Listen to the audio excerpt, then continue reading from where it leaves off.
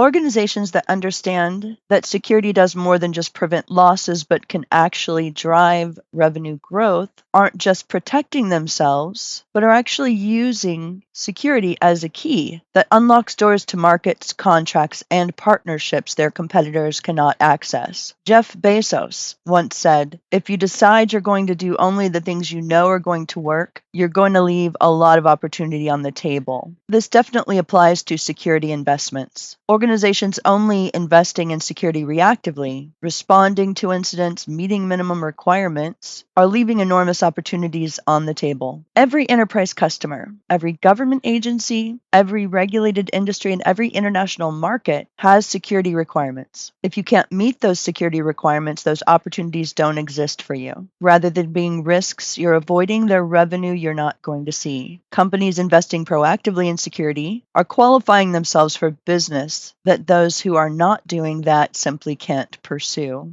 Let's talk about 4 concrete ways security investments enable growth.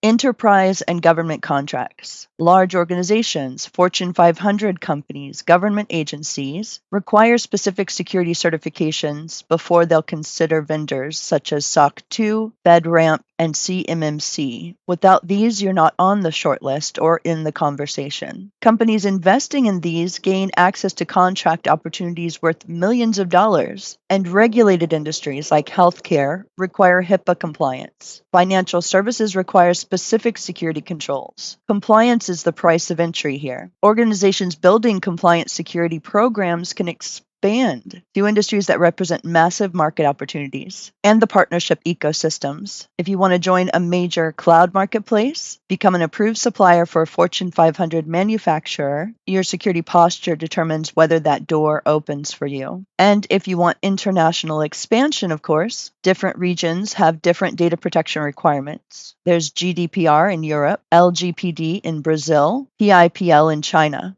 Organizations that build flexible, compliant security programs can expand globally. And of course, those that don't are confined to markets where their current practices happen to be acceptable.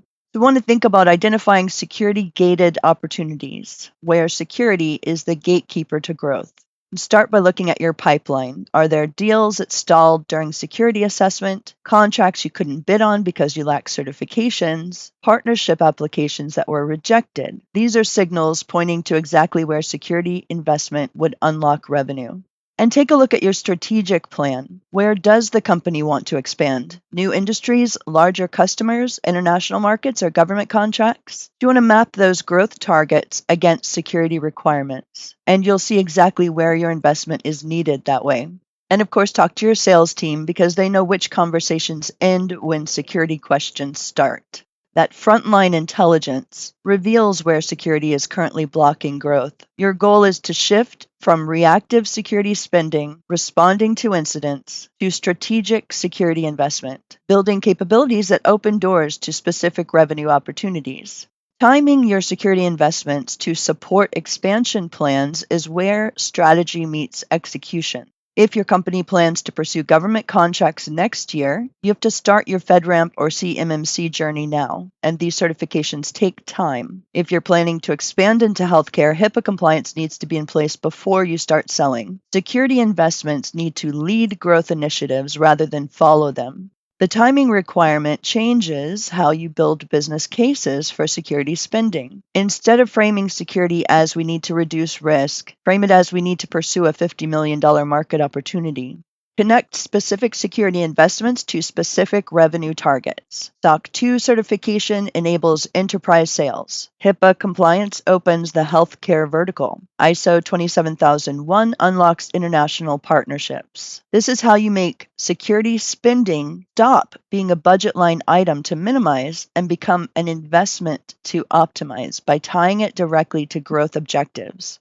That traditional view, security as an operational expense and success measured by incidents prevented, has to change to the growth view of security being a business development investment, enabling what we can pursue and success being measured by opportunities unlocked. This changes everything: how security initiatives are prioritized, changing how budgets are allocated, and it changes who sits in the room when security investments are discussed.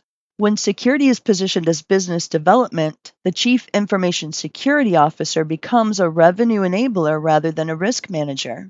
And security investments get evaluated alongside other growth opportunities like marketing, sales, and product development. And security capabilities become part of your competitive positioning rather than just your operational foundation. Bottom line, if you're strategic about where and when you invest, then security investments can actively drive revenue growth. The downloadable resource for this lesson is the Security Driven Growth Toolkit. It can help you map your growth objectives to security requirements and build business cases connecting security spending to revenue expansion.